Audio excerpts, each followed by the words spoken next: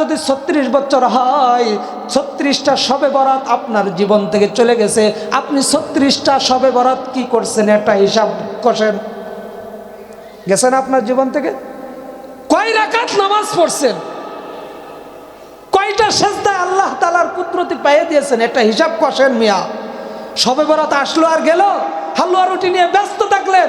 আল্লাহ তাআলা তো এই জন্য আমাকে আপনাকে দেয় নাই, আল্লাহ তাআলা এই রাত দিয়েছে আমাকে আপনাকে মাফ করার জন্য। আল্লাহ রাব্বুল আলামিন প্রথম আসমানে এসে ডাকে, আসো, কেউ অপরাধকারী আমার কাছে চাও, আমি তার অপরাধ ক্ষমা করে দেব। আর আমরা কি করি?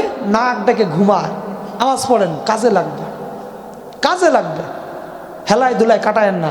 শবে বরাতের রাত, জীবনে বহুত হালুয়া রুটি খাইছেন, বাদ দেন এগুলো।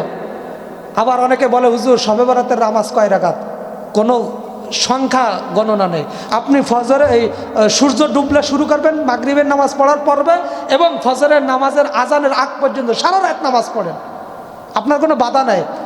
সংখ্যা দেয়া নাই যে এত রাকাত পড়তে হবে। বিশেষ করে মহিলারা কয় কোন কোন সূরাতে পড়তে হবে। আপনারা যদি বলি সূরা বাকারাতে পড়েন, আপনি পারবেন? আপনার যেই কটা সূরা মুখস্থ আছে ওই দিয়ে আপনি পড়েন, 2 রাকাত পড়ে পড়বেন। সূরা ফাতিহা পড়বেন, এর সাথে আর একটা সূরা মিলাবেন, দ্বিতীয় রাকাতে সূরা ফাতিহা পড়বেন, এরপরে সূরা মিলাবেন। ওই 2-4টা সূরাতে আপনি সারা রাত পড়েন। ইসলামে তো আপনার বাধা দেয় না। অনেকে বলে হুজুর সূরা ইখলাস এক রাকাতে 100 বার পড়তে হবে। কই, আমরা তো কোথাও পাইনি। এজন্য রমজান মাস একটা সেকেন্ডও কাটা একবারে বেফায়দা মানুষের সাথে গল্প গুজব করে কাটাবেন। এই শবে বরাতের রাত 1-2 দিন পরে আসতেছে, আগামীকাল না, কালকে পরের দিন, কালকে দিন যায়।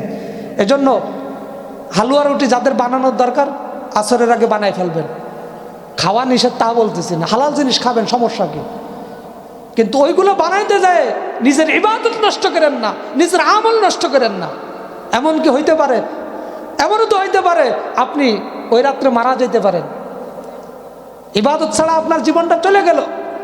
এমনও তো হইতে পারে আপনি পরের দিন মারা গেলেন, আল্লাহ তাআলা যদি জিজ্ঞাসা করে তোমাকে একটা রাত দিয়েছিলাম, সেই রাতটা কিভাবে কাটাইছো? এজন্য হাসিবু ক্বাবলা আন তুহাসিবু, আল্লাহ তাআলা হিসাব নেওয়ার আগে আমি আপনি হিসাব নিই। আমার জীবনে কি করছি, আমার জীবনে কি করেছি, এই হিসাবটা আগে আমি আপনি নিয়ে নিই। মুতু ক্বাবলা আন তামুত, মৃত্যু আসার আগে মৃত্যুর ভান ধরি।